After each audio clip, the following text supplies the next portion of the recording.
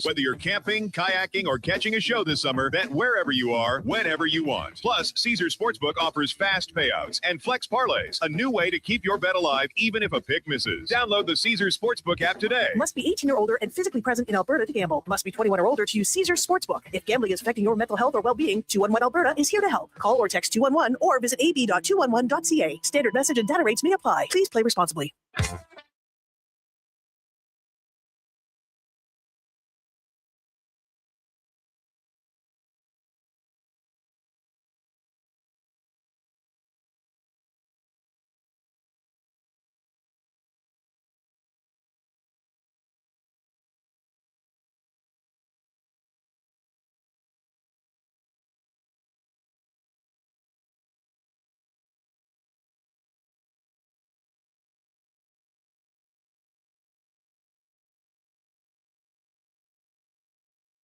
Quick opinions and fun times. The Frenzy with Halley and Douglas on Sports 1440. Presented by Wilhauk Beef Jerky. Home of Alberta's best beef jerky.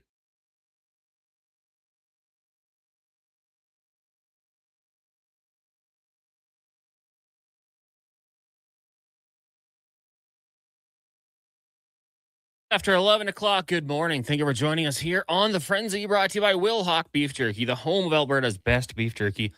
Online, wilhawkbeefjerky.com. Connor Halley, Brandon Douglas, Josh Fenwick with you here from the Sports 1440 studios in West Edmonton Mall. Appreciate you joining us on the show today. A busy, quick hour here on The Frenzy, of course. We'll get to the mailbag, let you know what's coming up later on in the show. Also, we'll be continuing our NFL preview with Brian Wacker. Covers the Baltimore Ravens for the Baltimore Sun. New head coach.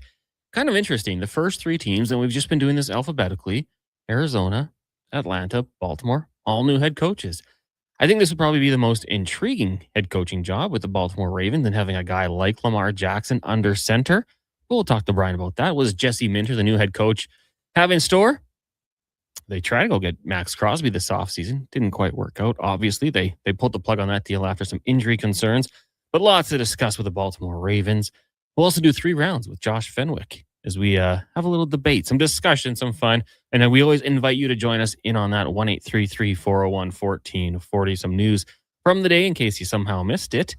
How about Jason Robertson signing with the Dallas Stars, 1 year, $12 million. He's going to avoid arbitration. That's probably for the best. Keeps everyone happy, gives the Stars another year to kind of figure out their situation. No doubt you want to keep a guy like that. He's an outstanding player. He's been an Oilers killer with the Stars, and he'll be there for at least another year. What else? Well, Alfred returning to the Stampeders, Canadian wide receiver in the CFL. You got the Blackhawks GM, Mr. Davidson, saying, Patrick Kane knows the door is always open for a potential return. Would he want to do that? We'll wait and see. The Blue Jays, again, losing, but they play again tonight. And we'll have it for you here on Sports 1440 following the Jason and Gregor show. We bring in the Duke, Mr. Brandon Douglas. How you doing today, sir? Good morning, Connor. I'm doing well. Another hazy one out there. It is. Looking a little more of that kind of traditional haze, apocalyptic red son of Krypton type action through the smoke. Hoping it's not taken away too much from the experience down at the quarry for the Mark Spector Golf Classic. Sounds like it's a real party. Wish I was there. Maybe someday. Maybe. We could have sent you there. Like Josh live on location. Josh and I could have tried to hold it down from the studio, and you could have been the boots on the ground reporter. Well, did you hear about as he leaves the studio, Tom Gazzola, he was invited, was going to go and play, and then he tells Spec, I just started this job. I can't take a Wednesday off. I got to go to work. Well. And Spec's like, I hate you. We could have dropped some AirPods in like, yeah, what if Tom just did the whole show while playing his round? Like, not your traditional on-location setup with the table and the tie line and all that. He's just, as you said, AirPods in, hosting the show while strolling down the 14th fairway. Tommy would do it. He is that committed to the program, but even more committed not to go. Stick around. I mean, he's going on a holiday next week. Well, it is the summer. You got to enjoy it while you can. So true. Hockey season will be here in no time, and we'll be all booked up. Football season will be here. NFL season, that is, will be here sooner than that. And college football sooner than that. Wow. Plus, we got Elks tomorrow taking on the Rough Riders. I'm going to be at downtown first round. If anybody wants to come hang out, watch the game, watch party. Some prizes? I don't work on Friday. Oh, yeah. I could be intrigued here, con man. It is a Coors Light watch party. I'll be sending you Time 50 silver bullets. Time to have a few silver bullets. Just quickly here. I was sitting out by the bar, hanging out, minding my business. Something fell from the roof, like a foot from me. Got all over my new 1440 backpack. What was it? Like a piece of It the was roof? like insulation. I told the engineers they're lucky it didn't hit me. I would have sued. And what did Troy respond to that? Yeah, he just had some of my donut. Get out of here, loser. Some of my Tim's box that I brought in. He just said, "Oh, these are great." Anyways, should we get into it? 3 rounds with Josh Fenwick? Oh, I think we should. Want to ring the bell? All right. Ding, ding. Round 1. Ding, ding. All right. Number 1. The Angels scout, known as the, quote, baseball spy, was fired yesterday for recording Colorado Rockies coaches. I would like to know what's worse, the Angels committing Spygate 2.0 or it simply not working? Interesting question. I got to go first? Yeah, you go on a first. Wednesday? Sure, why not? What is worse? Yeah, no, I'll say just committing Spygate 2.0, if that's what we're going to call this here, because I think there's plenty of cheating attempts that we just don't know about because they didn't work. I think people are cheating all the time. And what's the expression? It's only cheating if you get caught. I think that kind of rings true a lot of the time. So I'll say it's worse that they got caught rather than it not working. It's embarrassing that it didn't work, but it's still worse that you made the effort to cheat. Yeah, I guess yesterday I took the side of a guy who cheated. I don't know though, Duke. I mean, if you're going to go out there and cheat, how do you fail? Like you're stealing the signs and then you mess up and you still can't take advantage of it. Like it's kind of an embarrassing state for the Angels, who we know have just been in a lull despite having some of the most talented players on the planet. Now they have to resort to cheating. That's bad. Then it doesn't even work for you. Like, hey, at least the Astros found a way to get the job done. And there's been other teams, the reports that they cheat and they have success with it. For the Angels to do it and not even pick up wins and doing it against the Rockies, that's embarrassing. It's very on brand for the Angels, I suppose. Other teams that would fall into the same category is like, wow, they can't even do that, right? Yeah. The Browns. Is there an NHL team that jumps to mind? Just been like tracked, and I feel bad because they got enough stuff going on. But Columbus, That's what I was thinking. just Yeah, teams, Columbus. and we're just talking about it, like essentially you can just, it's synonymous with like irrelevant franchises, ones that just you almost forget they exist at times. And it's even worse for the Angels because they still have Mike Trout and they still fall into that category. Yeah. So It's bad. Hey, you look at Michigan, Connor Stallions, you look at the Astros, they cheated, but they won. They got the banner. This one, not so great. don't cheat, it's bad.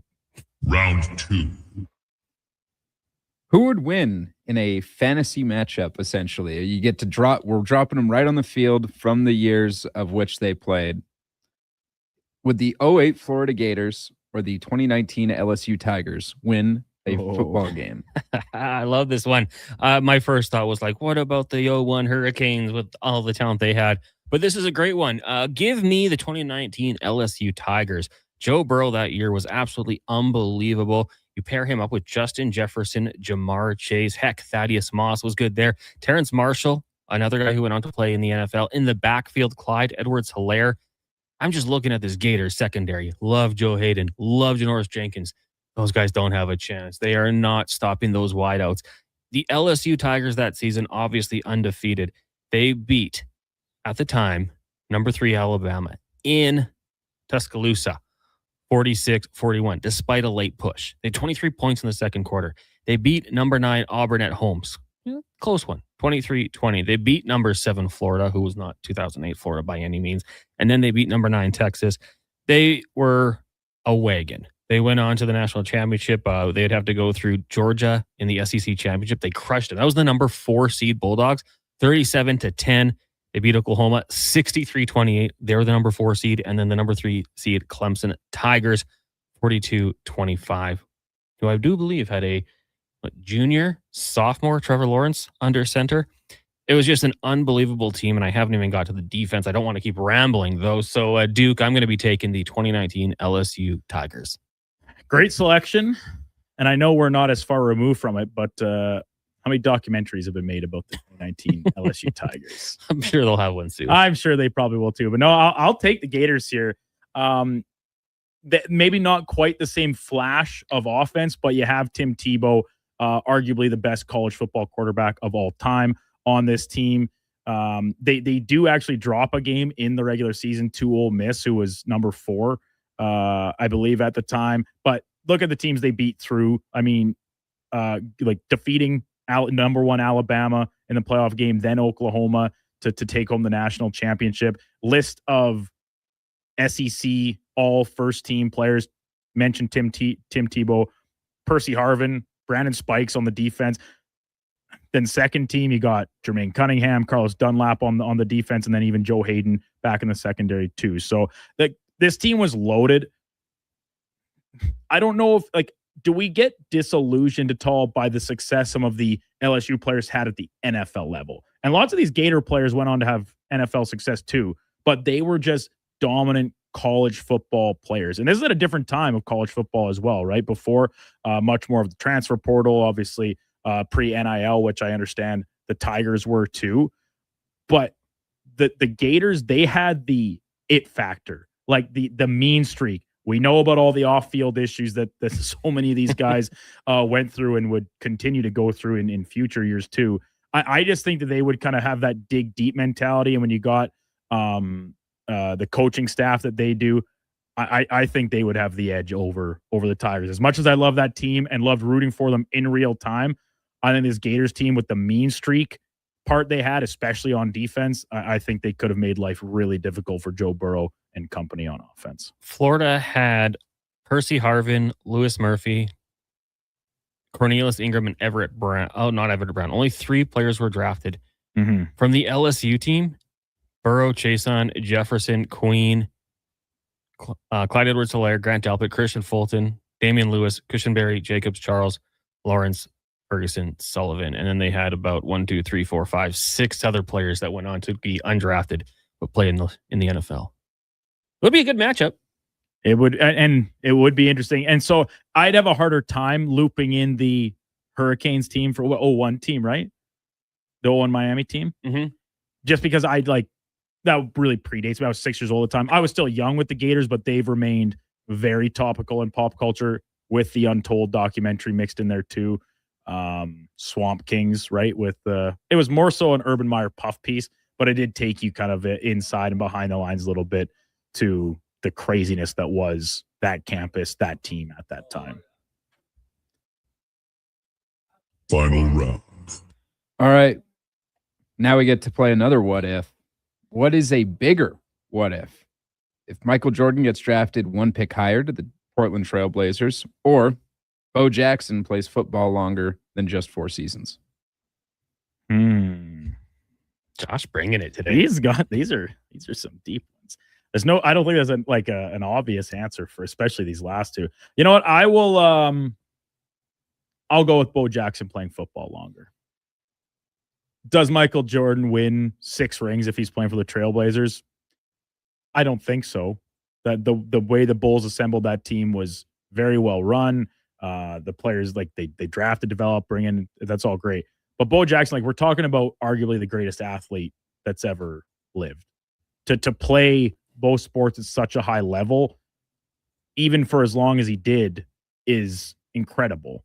To get the chance to see him play football for longer and see if he could continue to do both at the same time for longer, I think it would put him into even another echelon of history, which is crazy to say because he's already nearly standing alone as is. It's a good one. I mean, yeah, I'd be curious if he's healthy, because you talk to someone who saw Bo Jackson play live and they're like, he's the most incredible athlete you've ever seen. And we've seen the highlights, but I don't know if those do justice for it. But I'll go the other way here and say if we see Michael Jordan go to the Portland Trail Blazers, we know what happened. if he goes to Portland, does it play out? Because how many times do we talk about, you have to go to that right situation? Like, look at Matthew Stafford. Went to the Lions, was outstanding, but just couldn't win. Goes to the Rams 1 year with a good coach and a good team. Look what happens. Do the Trailblazers, do they have the cast? Do they have their Scottie Pippen there for Michael? Do they have Larry Jackson? Like, do they have these guys here in place for him to have the legacy? Or is he just another great player who doesn't win the championships? Because that, is always going to separate Michael Jordan from these other guys. He went to a team. He didn't chase. He won 6 rings, and he was unbelievable. Who's the greatest player in the association never to win a championship for you guys? There's so many. Marino? Sorry, NBA. Oh, NBA. Chuck. Like Charles Barkley. He would have been better than Chuck, but he would have been like in that category, like, what happened? How did he not win, right? So, like, I think so much of his legacy is that he went to the right spot, went to the Bulls, everything worked around him. He built that thing up. Who's to say he doesn't do that in Portland? But we'll never know. It's a great what if. I think they're both great what ifs. But I'll lean Michael. Josh, well done. You don't know Bo. I don't know Bo. All I do know is that Jim Harbaugh has more rushing yards than he. And that's the wildest and stat you'll ever hear. That's all you need to know, hey? That's how we landed on the what if. If any of the listeners want to hear their topics get debated between the two of you, you can email me, josh@sports1440.ca. I shouldn't just have all the fun of creating these topics every day. I like that. Send it in, and you might make it to the big show, the Frenzy with Halley and Douglas. Well, that'd be fantastic. So Jackson was a college football Hall of Famer. Yeah. No shocker there. But Incredible years. Incredible. He's not a baseball Hall of Famer? He's in some baseball Hall of Fames. Kansas City Royals Hall of Fame. Well, sure. The baseball Shrine of Eternals Hall of Fame. What does that mean? I don't know. It's on his Wikipedia page. He's in there with Felipe Alou, Yogi Berra, and other greats. Comeback player of the year. Interesting. Scalding Gorge is the 01 Hurricane. So Ed Reed, Frank Gore, Andre Johnson, Vince Wilfork, Sean Taylor, Hall of Fame players. Yeah. And like you go back and you look at, I forget who it is, but wasn't Sean Taylor like a gunner on that team? Yeah. So for the discussion of who's going to win in these two teams, like those 08 Florida Gators teams had great players, but some of them were backups. Like Cam Newton was a backup on that team. And like, I believe, let me check this, because I know Hernandez was the leading receiver in the championship game, but was he still finding his way that year? Or was that the season he actually taken over as like the number one guy? Well, Riley Cooper, Percy Harvin was there too, right? Yeah. Oh, and so like Percy Harvin was a second team SEC receiver, but a first team all purpose guy. Because I think he also did returns, didn't he? Yeah. He was incredible. Incredible athlete. Brandon Spikes on the defense, Joe Hayden. Carlos Dunlap, I think, had, pretty good season. He's ended up being a first-round pick. He was a Bengal forever, wasn't he? Yes. Some say yes. And yeah, that was the 08 season was Hernandez. He played 13 games still, but he only had 381 yards receiving. He had 850 the next year, 09 at Florida. So, but he like the national championship game was almost sort of like a little bit of a coming out party because he led the team in receiving in that game. Popped off. We'll take a quick break here. When we come back, our NFL preview continues. We'll head to Baltimore. We'll be joined by Brian Wacker of the Baltimore Sun. It is the Frenzy here on Sports 1440, streaming on YouTube, Facebook, X, Instagram, and Twitch. Brought to you by Will Hawk Beef Jerky.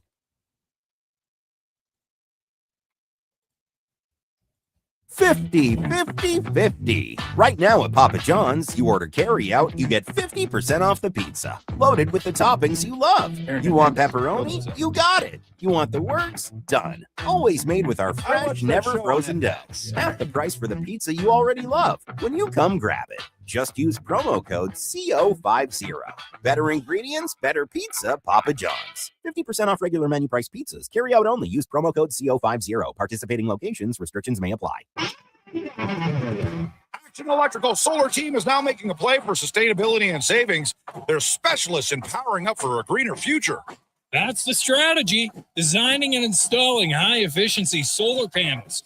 They're helping homes and businesses combat rising utility costs by harnessing the power of the sun. A smart move for efficiency and the environment. Hire the Action Electrical team to bring home a win for your project. Visit actionelectrical.net. When your project can't afford downtime, call Japa Equipment Rentals. From excavators and wheel loaders to compaction equipment, Japa has the machines you need. Trusted since 1972. Visit japaequipment.com or stop our Edmonton or Calgary locations. Say hello to Alberta's home for reeling and dealing. With Play Alberta, you can spin into the excitement of popular slots like Cash Eruption and Desert Fantasy. Experience Alberta-exclusive games and get in on the action of live dealer tables with all new elevated stakes. However you prefer to play, the fun is ready when you are. Visit playalberta.ca/Gregor to learn more. That's playalberta.ca/Gregor. Must be 18 plus to play. If you gamble, use your game sense. Hi, Mike here from Northgate Chevrolet Buick GMC. Car shopping sucks. That's right. Going back and forth 100 times just to get a price. Give me your credit card for a test drive. What's all these extra fees? That sounds ridiculous. At Northgate, we do things a little differently. Good deals on new, pre-owned vehicles, good people, and a great selection. Stop in and see us today. 13215 97th Street or visit us online at northgategm.com. You're in Northgate country.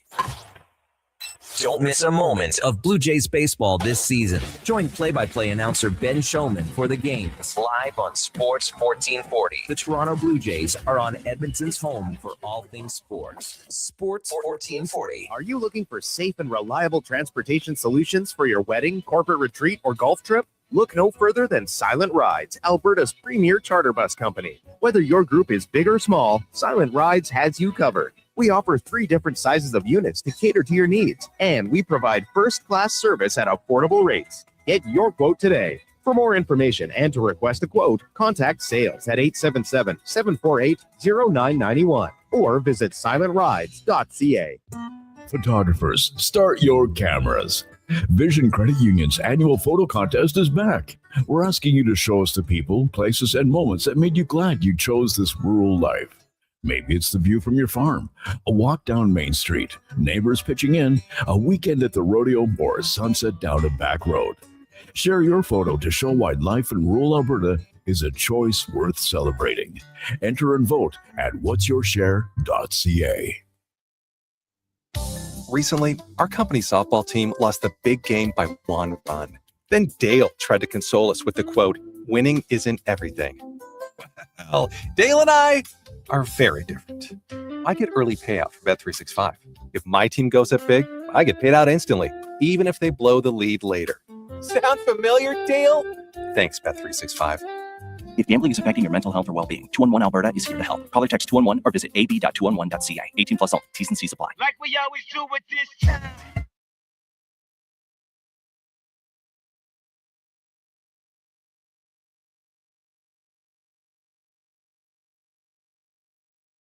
The Frenzy with Halley and Douglas, tag team champions of sports know-it-alls. On Sports 1440. Presented by Wilhock Beef Jerky.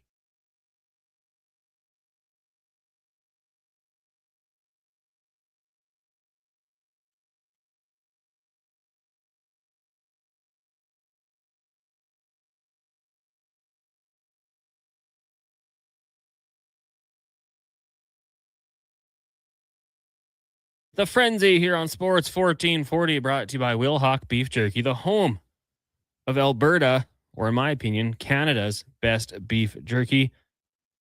Online, wilhockbeefjerky.com. Only available in the Duke, so go pay him a visit. Tell me sent you. Talk to Trent.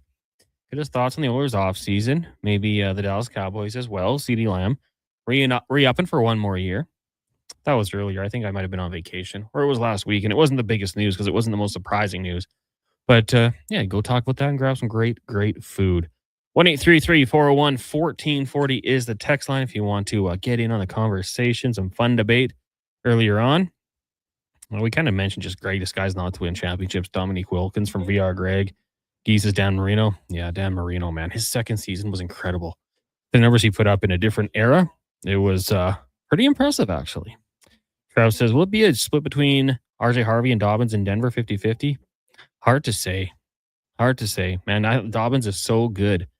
but you're just always kind of on that line of when is the injury going to happen. And then they drafted another back. So we'll have to see how it all plays out for the Broncos. So we'll talk about that in, a couple days as we continue our look around the NFL in alphabetical order. This segment brought to you by elksnation.ca. Of course, the new website. Articles, podcasts, and more breaking down the green and gold plus giveaways. Check it out, elksnation.ca. As we continue our look around the NFL, we're going to head down to Baltimore, talk some Ravens with Brian Wacker, covers the team for the Baltimore Sun. Brian, good morning, good afternoon. How are you doing today? Thanks for having me, guys. How are you? Oh, doing really good. I'm looking forward to talk a little bit about the Ravens. We've started our NFL previews. We've gone alphabetical order, and coincidentally, we've had 3 teams with new head coaches. But I got to think the most intriguing job would have been the Baltimore Ravens with Lamar Jackson. Tough division for sure, but just want to ask you, I know it's early and camp hasn't really rolled on yet, but what have you made of Jesse Minter in his first couple months here with the team? So far it's hard to tell. As you mentioned, look, this is his first time running a training camp. He certainly seems comfortable, but he certainly also made an emphasis on trying to get this team to play its best when it matters the most. And they do a drill at the end of every practice, kind of called the same thing.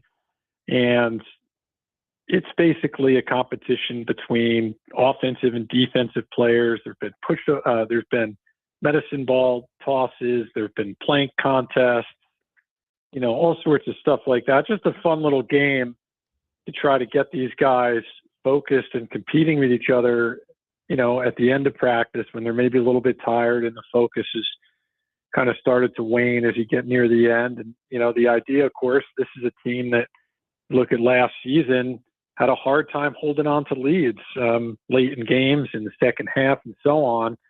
And it's certainly been a problem in the playoffs for them. I mean, look, we know what this team is or can be during the regular season. And really at this point, it's about trying to get over that postseason hump and, try to get to a Super Bowl, something Lamar Jackson has yet to do in his 8 years in the league. Looking at the receiver room, and I think we'll probably ask you about the backfield and the quarterback room for sure, but I want to look at the wide receivers. I know Zay Flowers, you know what you're going to get with he, and Rashad Bateman is a guy I think a lot of people have expectations for. Devontae Walker, the team drafted 2 receivers in this draft. What do you think the confidence level is in that group heading into the season?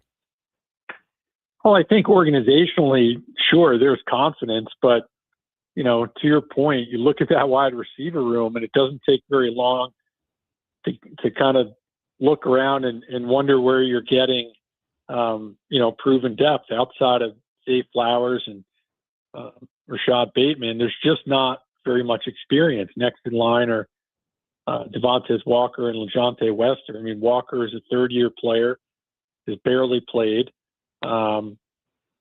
Wester is primarily a punt returner last season and played 6% of the offensive snaps.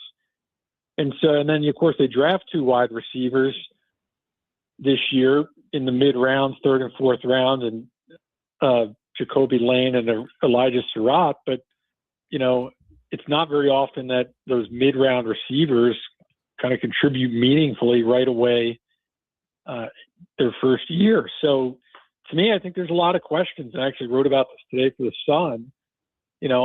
I think they need to bring in a veteran wide receiver. It's certainly something I think Eric DaCosta hasn't ruled out. In the past, they've often brought in a veteran player, albeit usually not at wide receiver, during training camp or sometimes even after training camp. So to me, that's something I would keep an eye on, particularly when you look at that room in Baltimore. I think, look, they have a lot of confidence in the rookies they drafted. I think the hope is that at least one of them elevates to being a meaningful contributor right away. And, whatever that is, 20, 30, 40 catches. But really, there's just not a lot of depth. And you've got even your top 2 receivers, Zay Flowers and Rashad Bateman, are guys who dealt with injuries before. So there's a big drop-off after those 2. And, DeAndre Hopkins isn't back. Kylan Wallace isn't back. So to me, you look at that along with the veteran wide receivers who are still available on the free agent market. And I just think it makes too much sense that they should bring in a wide receiver here at some point. Brian Wacker from the Baltimore Sun, our guest here on the Frenzy on Sports 1440, talking all things Baltimore Ravens ahead of camp getting fully underway later this week. So of those veteran names that are kind of still out there, Brian, is there one that jumps out in particular to you that could be a fit or maybe has the most upside inside this Ravens system and team? I mean, the two you hear the most are certainly Stephon Diggs and Keenan Allen. These are guys who've been around forever, very, highly accomplished players, can catch the ball in traffic, excellent route running skills, excellent hands, would really be a nice complement to the offense. And yeah, Allen in particular, to me, kind of stands out because he's a guy that obviously has played most of his career in LA with the Chargers. Jesse Minter, of course, was with the Chargers as their defensive coordinator last year. He brought over a couple of coaches as well from the organization. So to me, that kind of jumps out to me. Might just be a matter of Allen deciding where he wants to go. 34 years old, still a great route runner, still elite hands, gives them a dependable possession receiver, excellent locker room presence. So to me, I think he would slot in really well. Diggs and other guys, maybe Deebo Samuel or even a Tyreek Hill, you just wonder, those are guys that have been number one receivers for a long time and at a high level, and you just wonder how they would fit in an offense with Zay Flowers and Rashad Bateman, particularly Bateman. I mean, we saw last year, took a big step backward. I know his confidence at times took a hit and wasn't real pleased with his role in the offense. And so if you bring in a guy who's going to gobble up those number two receiver snaps, what kind of impact does that have on Bateman? And it's not, he's not a guy. I know they've looked to trade him in the past, but again, even if you do that, then you're again cutting into your depth. So to me, Keenan Allen is the guy that kind of stands out as somebody potentially that could end up in Baltimore. Now, just as important, of course, as the ones catching the ball is the one throwing it to them. And we all know that is Lamar Jackson as the de facto undisputed number one guy. But ability to stay on the field is someone that's kind of followed Lamar his entire NFL career, and just 13 games played last year. But even inside those 13 games, a step back from the MVP season we saw a year prior. So a couple prongs on this is that coming into camp, is Lamar fully healthy, ready to go for another crack with kind of a fresh start inside the organization? And with that in tandem, another offseason, at least the beginning of it, where a lot of speculation around his future with this team. What do you make of all that? And is it kind of a little silly, in your opinion, that when you have an MVP caliber player at the most important position, it's a little laughable to entertain moving on from him? Well, I don't know that it's laughable in that, certainly we've seen it happen before. It's rare, but it does happen. And you have to look at, the Ravens organization. Look, they certainly view Lamar Jackson as a franchise quarterback and someone they'd probably like to see play his entire career, or at least most of his career here. And he's got a long way to go. In terms of his health, appears to be fully healthy, practiced all spring, pretty much looked like his old self. And I think if you look at the history of Lamar, every time he's had a new offensive coordinator, those first 1 to 2 years have basically been his best years. Go back to Greg Roman in his first year, of course, under him in 2019, wins MVP. Todd Monken, 2023, MVP. 2024, runner-up for MVP. Career highs in passing yards and touchdowns under Monken. So to me, I would expect Lamar to bounce back in a big way. And a big part of that, frankly, is the offensive line. They've made a lot of changes there, particularly on the interior. That was a big problem last year. They lose Tyler Linderbaum, the Pro Bowl center, but they bring in a veteran and Ethan Pochich, who they just signed recently. Guy has 97 career starts, a very solid to elite pass blocker. Probably not as good as a run blocker, but maybe good enough. And then they draft a guard with their first round pick. They also brought back John Simpson to play the other guard spot. So to me, the interior looks a lot better than it did last year. And I think this offensive line will be, look, guys, if it's average, I think Lamar Jackson has a pretty big year. Last year, the offensive line was a huge problem, was one of the worst in the league. He was sacked at the highest rate of his career. Some of that was also on Lamar and his unwillingness to run at times and maybe holding on to the ball too long. But I think you'll maybe see him return back to, running the ball a bit more, certainly than he did last year. And I think you'll see him reinvigorated under Declan Doyle and his new offense. Brian Wacker of the Baltimore Sun joining us here on the Frenzy, taking a look at the Ravens. We got to look in the backfield with King Henry and Brian. I'm one of the older guys here at the station, and I feel like I'm defending King Henry when people are saying, oh, he's going to fall off. Yeah, he fell off from 1,900 yards to just under 1,600, still had 16 scores on the ground. What have you seen from Derrick Henry, and is there any reason to worry about a fall off this year? There hasn't been any evidence of, worry about a fall off because he looks the same as he has pretty much his entire career. This is a guy who works extremely hard in the off season, takes incredible care of his body, still showed plenty of burst and pop and strength last year. Now, he did have some fumbling issues, particularly early in the year. So that's something to maybe keep an eye on. But again, I think you look at that offensive line on the interior, that should be an upgrade, should help Derrick Henry. And, this is a guy who, even at 32 years old, there's no signs, but you said it. Look, he's had over 1,500 yards each of the last 2 years. And since he's been in Baltimore, he's had his highest yards per carry that he's had in years. So even before he got here. So to me, Derrick Henry, a healthy Lamar Jackson, I do wonder about the receiving core.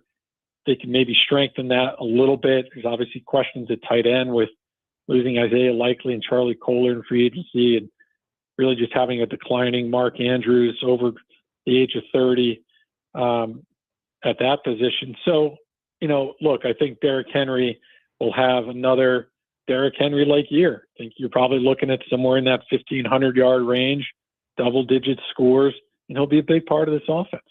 Just looking on the defensive side of the ball, obviously a lot of familiarity, very consistent with this team, with the exception of Trey Hendrickson coming over from Cincinnati. We know about the offseason with Max Crosby and how that did not work out. But how much of an impact do you think Trey Hendrickson has on this defense this upcoming season? I think he has tremendous impact. Look, he's not quite the player that Max Crosby is, but this is a type of pass rusher they haven't really had in Baltimore in years.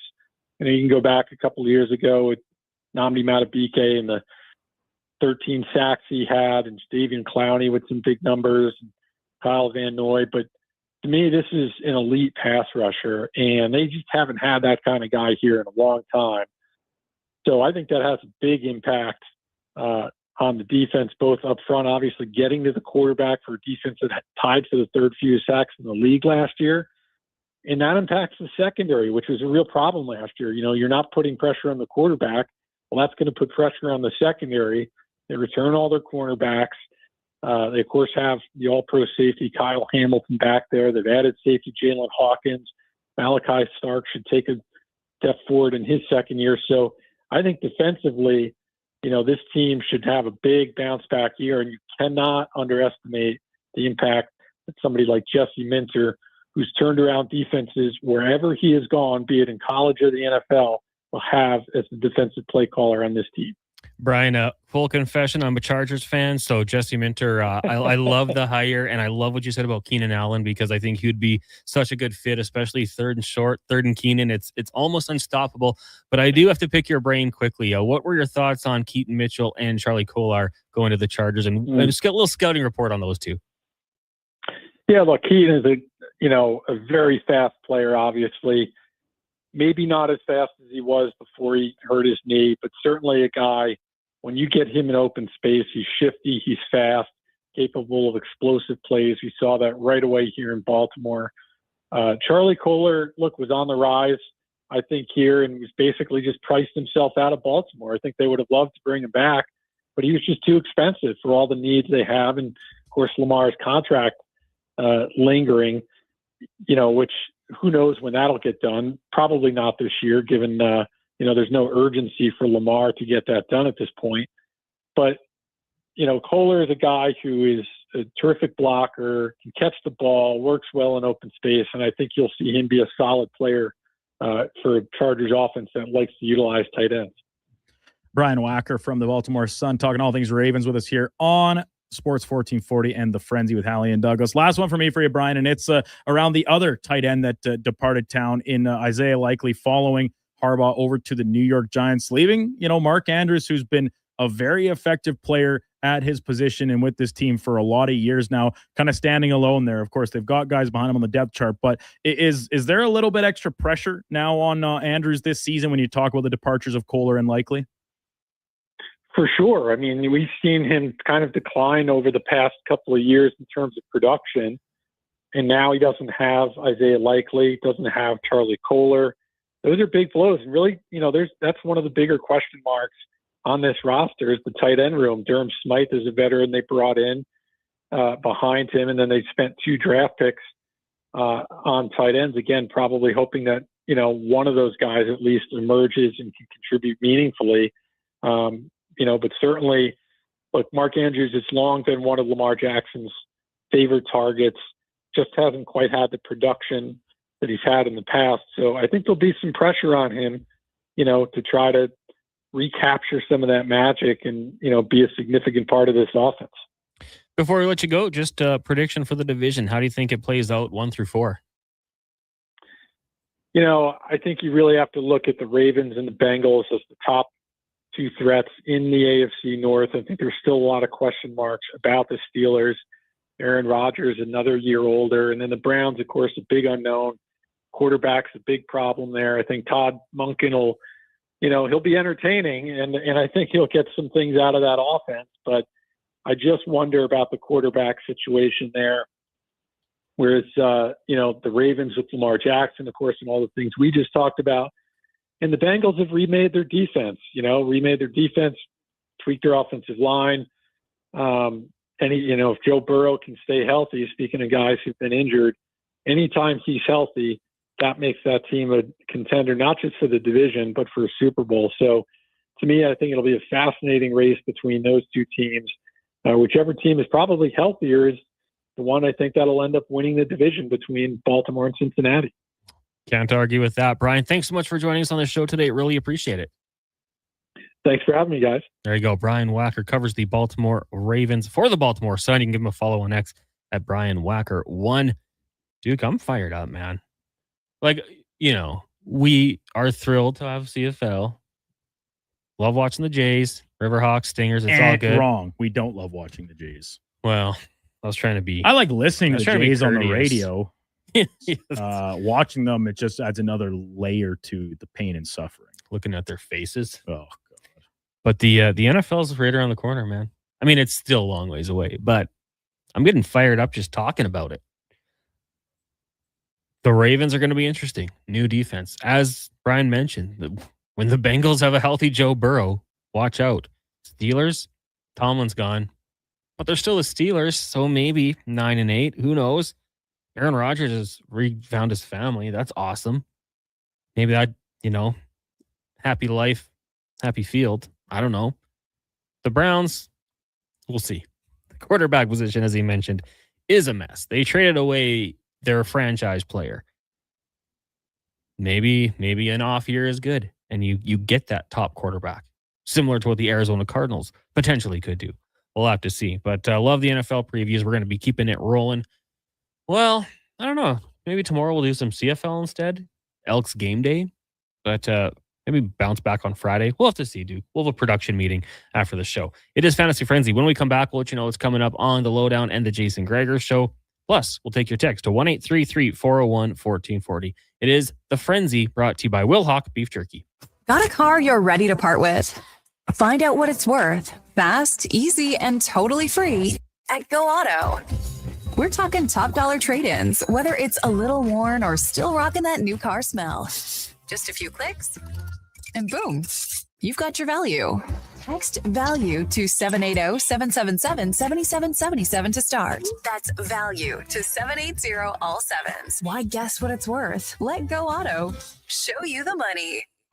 Get ready for a night of rock with the Gene Simmons Band. Monday, November 30th at Silent Ice Center in Nisku. The Gene Simmons Band, performing your favorite classic hits. Monday, November 30th at Silent Ice Center in Nisku. Tickets on sale now at silenticecenter.com. Don't miss the Gene Simmons Band. At GS Construction, people grow with the company. 50 years of experience doesn't live in a binder on a shelf. It lives in our people at every level, passed down on every site. Many of us started with a shovel in our hands and built whole careers here. The work is honest. The company's been around since 1974. So if it all sounds good to you and you want to grow with us, GS Construction is currently looking for experienced pipe layers and topmen. No shovel required. Visit gsconstruction.ca today. Beer League Slow Pitch. It's an Alberta summer tradition. I got shortstop. I'll take pitcher. Yeah, I'm just here for the dugout snacks. When you're playing on the field, you need serious fuel. And there's only one MVP. Will Hawk Beef Jerky. Load up on Alberta's best beef jerky and hit a home run with the team. It's the perfect snack for your summer sports. Will Hawk Beef Jerky, because you can't have summer fun with salad. Only available in Leduc. Don't miss a moment of Blue Jays baseball this season. Join play-by-play announcer Ben Shulman for the games. Live on Sports 1440. The Toronto Blue Jays are on Edmonton's home for all things sports. Sports 1440. I'm Colin Livingston, president of Cantork. Cantork has always been a forward-thinking company, but now that we've turned 25, I can't help but take a minute to take a look back. Thank you to everyone that's been with us along the way. Get ready for Dreams, the ultimate tribute to Fleetwood Mac, live October 10th at Pure Casino Yellowhead's Pearl Showroom. Relive the magic with a 6-piece band delivering the authentic sound, style, and spirit of Fleetwood Mac, featuring iconic costumes, rich harmonies, and unforgettable performances of the greatest hits you love. Tickets from just $44.99. Get yours now at Ticketmaster. Don't miss Dreams, the ultimate tribute to Fleetwood Mac, October 10th at Pure Casino. Pure entertainment, pure action, and pure imagination. Not sure where to turn? Remember 211, the number to contact for mental health, addiction, and community supports. It's free, confidential, and available 24/7. 211 Alberta. One number, countless connections. A message from the Government of Alberta.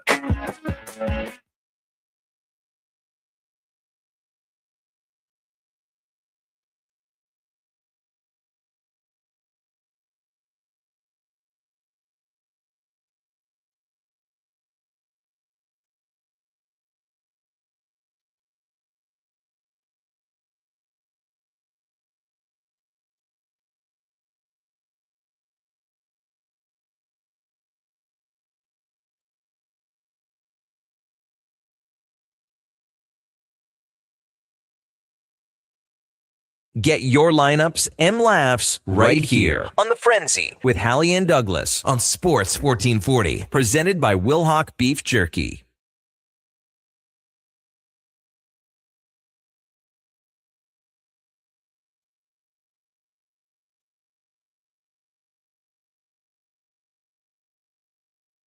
$11:47 and welcome back. It is The Frenzy here on Sports 1440, brought to you by Will Hawk Beef Jerky, the home of Alberta's best beef jerky. Online at willhawkbeefjerky.com. Only available in Leduc. Go pay him a visit. Tell him we sent you. Chat's going a little crazy today over on YouTube.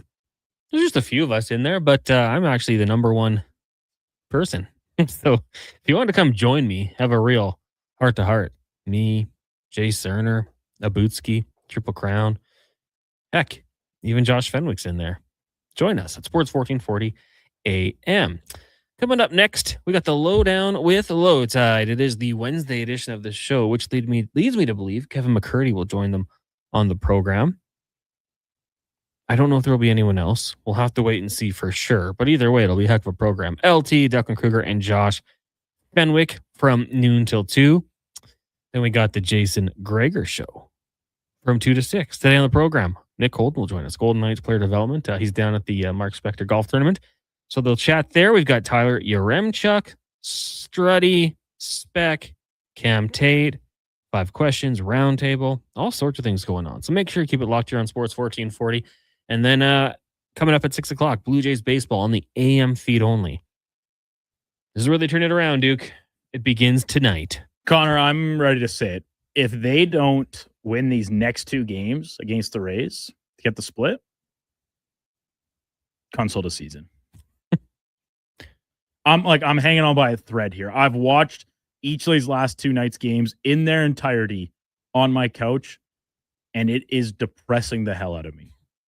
They can't hit. The details of the game are completely abandoned, like defensive mistakes and errors by like their best defensive players. Varshall an error last night. Jimenez with the old Gutierrez the one game previous. Valenzuela the throwing error last night after just before making that great play at the plate with him and Gosman on the squeeze play. It's frustrating. They're very frustrating to watch. You give up 3 runs in the top of the first. Yeah. You get runners on, let's just say bases loaded, 1 out because Vlad, he struck out. He was looking, right? Infield pop-up with a bases loaded and 1 out. What are we doing? Oh, my goodness. And then a strikeout after that. Like, yeah. We just got to turn away maybe for a little while with the Blue Jays. Maybe they'll sell it off and build for next year. Dean says, let's go Ravens. RBS, noted Steelers fan, says they'll be 10-7 this year. Book it. Seems reasonable. I mean, it is kind of what they do, right? Tough division, though. When you guys get to Philly, you should have Triple C call in and make a fool of himself. Get the worst Eagles breakdown of all time. Clueless and classless. Signed, MTR. Well, Triple C in a truck. It'd be a lot of hype, I'm assuming. A lot of support for the team. We've got a few. There's a lot of Eagles reporters. And, like, not even in Philadelphia. Like, outside of Philadelphia as well. That cover the team. So, we'll keep it rolling here. Is there a team, Duke, that we haven't got to? We've only talked to 3 teams that maybe you're the most interested, like you're looking forward to outside of the Texans. Texans, man, what a the AFC South. What a crapshoot. Team I'm most interested to get to. You know what? I'm gonna say Tennessee. Cam Ward 2.0. Carnell Tate. New colors. New stadium down the line. New coach, Bob Salah. I'm intrigued by the Titans. I honestly think the AFC South might be right there at the NFC South where there's a world I could see any team winning the division. I think the Titans are a well step below in terms of likelihood compared to, say, the NFC South where it's pretty much pecking order. Like, you put them in any slot and you don't have to look very far to justify it. I think the Texans are still a favorite to win the division, then probably Jacksonville, then Indianapolis, then Tennessee. But the Titans, they made some pretty tangible improvements. Do you like the uniforms? Yeah, I like them way better than the old ones. Yeah. I don't hold the grudge. Like, I didn't root for the Houston Oilers, right? So I don't have the attachment. I don't like when the Titans wore the Oilers uniforms against the Texans. I think it's just a slap in their face. But if they're going to lean into that a little bit more while still being the Titans, I guess. Like, you can't deny they look great. I like the original uniforms maybe a little more. Like the Oilers ones? Or the the Oilers. Like, with the Titans logo, it's just a little different for me. It's nice. Don't get me wrong. And just curious, how did it work out for them when they wore those uniforms against the Texans? I assume they lost. I assume they did too. They're okay. I hope at some point they do a throwback to the Steve McNair era. That would be cool. Aaron McNair. 100%. Triple C in a truck says, yeah, let's make it to the championship 4 times in the last 20 years and lose, MTR. And then MTR says Stroud still sucks. That's not true. He never sucked. He wasn't very good for a couple games. He'll bounce back. Haven't you heard all the word out of Houston? He's back? Oh yeah, all the players reporting for camp and it works and stuff. They're talking about how he looks different. He and Bo Nix, man, pay him $65 million. Oh, maybe more. That's a lot of money. Guys, who do you think will be drafting top 3 in the NFL draft next year? From Paul and Chestermere. Well, Paul, thanks for listening from Chestermere, just outside of Calgary. I've been there. I believe that. I mean, I think we all probably think the Cards will be there. Due to quarterback play in a tough division and trading away Myles Garrett, I wouldn't surprise me if the Browns were there. Who else do I think is pretty bad? Anyone popping off to you right now? Do you think that the Titans could turn this one around? Yeah. I don't think the Titans are going to be picking the top of the draft. I think we're going to be seeing the Dolphins, the Jets. Jets, yeah. And what was it? Sorry, I was kind of reading something on my phone there. The last team you picked? Who did I pick? I had the Cards and the Browns potentially, but I do think the Dolphins and Jets will be worse. So so there's 4 teams that I think are clearly the worst. Among who will finish the lowest of those 4 to the Jets, Dolphins, Cardinals. I think the Browns will be the 4th worst. Will Arch Manning do enough to be the number 1 overall pick this year? Yeah. Does that put Dante Moore at number 2? Yeah. And how about number 3? Jeremiah Smith? Brennan Sorsby. You think so, hey? No, I don't. Not going to make any lame puns or anything like that. What's his deal? Is he out? He just can't play this year anywhere. And CFL doesn't want him? CFL said no interest. Don't bother. Jeez. That's the quarterback who was caught betting. For those curious, he's essentially in purgatory. He just has to hang out. He might play on the football team, like the flag football team or something like that, just to get his reps in. Why not? That music means we are done. Big thank you guys for joining us on the show today. Coming up next is the Lowdown Flow Tide, followed by the Jason Greger Show, and we'll have Blue Jays baseball. If you missed this show, go check the podcast, wherever you get your podcast from. It was a fun one as we continued our look around the NFL. Went out to Baltimore, talked some Ravens with Brian Wacker. He had 3 rounds, which was great with Josh Fenwick. Go check it out wherever you get your podcast from, or Sports 1440 AM on YouTube. Right now, let's get to an update with the Duke, brought to you by Cattail Crossing, the early bird deal every Saturday, Sunday from 6:30 a.m. to 7:30 a.m. 9 holes, $50. 50 holes will be unbelievable. You get a cart, Caddyshack snack voucher. You can book now at cattailcrossing.ca. This is the Sports 1440 update.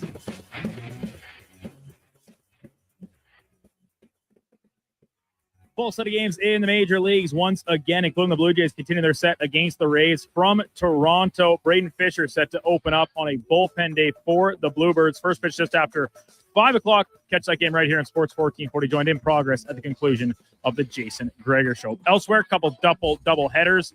First half getting underway. Yankees and Pirates scoreless in the bottom of the 4th. And the Boston Red Sox chasing a franchise tying 15th straight win. They're already up 4-0 in the top of the second on the Orioles. Getting underway just after the top of the hour, Royals, Giants, Mets, and Brewers. And still to come, Mariners hosting the Reds. Dodgers are in Philly, and the Tigers take on the Cubbies from Wrigley Field. WCL action tonight at Remax Field. The Riverhawks wrap up their set with a rubber match against the Kamloops Northpaws. First pitch just after 7:05. And news from the CFL as Damian Alford, the Canadian receiver, is back with the Calgary Stampeders, signing on to return to Cowtown after a stint down in the NFL with the New Orleans Saints. Coming up on Sports 1440, it is the Lowdown with Low Tide. I'm Brandon Douglas, Center Sports 1440 update. This is Sports